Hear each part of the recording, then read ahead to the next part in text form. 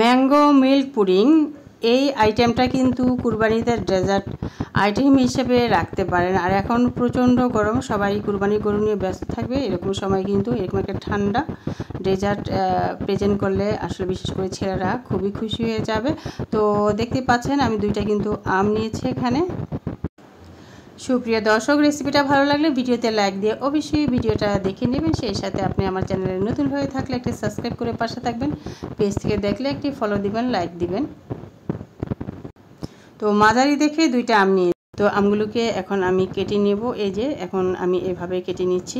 তো ছুরি দিয়ে প্রথমে আমি একটা ডিজাইন করে কেটে নিলাম কিউব করে, এখন এটাকে আমি ছুরি দিয়েই ছাড়িয়ে নিচ্ছি। তো ছুরি দিয়ে এভাবেও ছাড়ানো যায়, চাইলে আবার চামিচ দিয়েও কিন্তু সুন্দরভাবে ছাড়ানো যায়, সেটাও আমি দেখিয়ে দিচ্ছি। চামিচ দিয়ে এভাবে ছাড়িয়ে নিলে যেটা হবে, ভালোভাবে কিন্তু মাংসটা খোসা থেকে বের হয়ে আসবে। এতটুকু খোসার মধ্যে কিন্তু মাংস অবশিষ্ট থাকবে না। এই যে দেখতে পাচ্ছেন আমি চামিচ দিয়ে কিন্তু বের করে নিচ্ছি।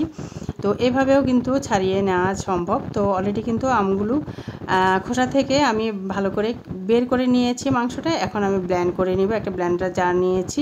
তো ব্লেন্ড করা আমার কমপ্লিট, এখন আমি বের করে নিচ্ছি। আর এই জন্য একটা স্ট্রেনার ব্যবহার করব এখানে। আর স্ট্রেনারের সাহায্য নিয়ে যদি আমি ছেঁকে নেন তাহলে কিন্তু খুবই ভালো হয়, কোনো লাম্প থাকবে না, কোনো আঁশ যদি থাকে সেটাও রয়ে যাবে, তো খুবই স্মুথ হবে এই পুডিংটা। তো অলরেডি আমি কিন্তু ছেঁকে নিয়েছি।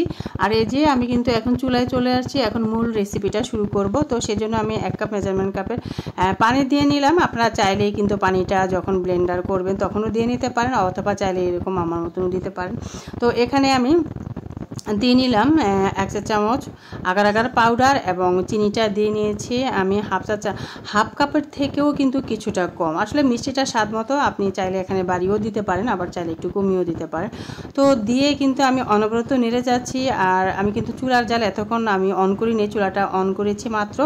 আর অন করেই কিন্তু অনবরত নেড়ে যাচ্ছি। আর তার আগে কিন্তু দেখে নিয়েছেন আমি কিন্তু চুলার জাল অন না করেই কিন্তু সব উপকরণ দিয়ে ভালো করে নেড়ে নিয়েছি, তারপরে চুলার জালটা কিন্তু অন করেছি। আর জালটা কিন্তু মিডিয়াম ফ্লেমে রেখেছি, নিয়ে কিন্তু মোটামুটি 2 থেকে 3 বার বলক উঠলেই এই নামিয়ে নিতে হবে।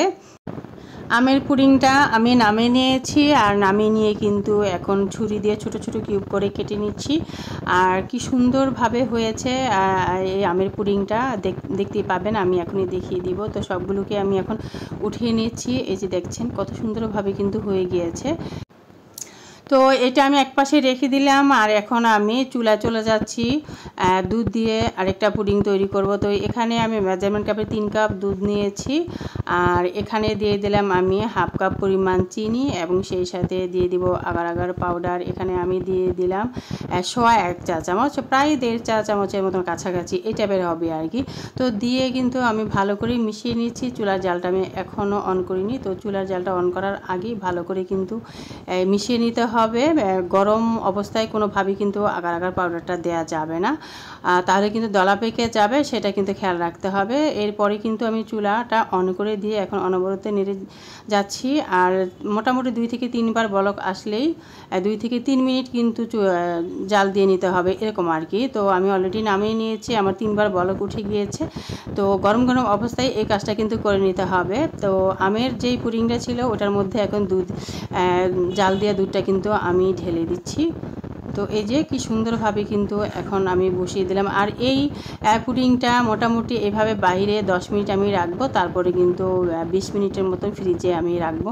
তো 20 মিনিট পরে ফ্রিজ থেকে নামিয়ে নিয়ে এসেছি। আপনাদের হাতে যদি সময় থাকে অবশ্যই এটা 30 মিনিট কিংবা 40 মিনিট যদি রাখেন তাহলে সেক্ষেত্রে খুব ভালোভাবে পুডিংটা কিন্তু বসে। আমার হাতে সময় কম ছিল তাই আমি 20 মিনিট রেখে কিন্তু নামিয়ে নিয়েছি। তারপরেও মাশাআল্লাহ অনেক সুন্দর হয়েছে এই ম্যাঙ্গো মিল্ক পুডিংটা এই প্রচণ্ড গরমে।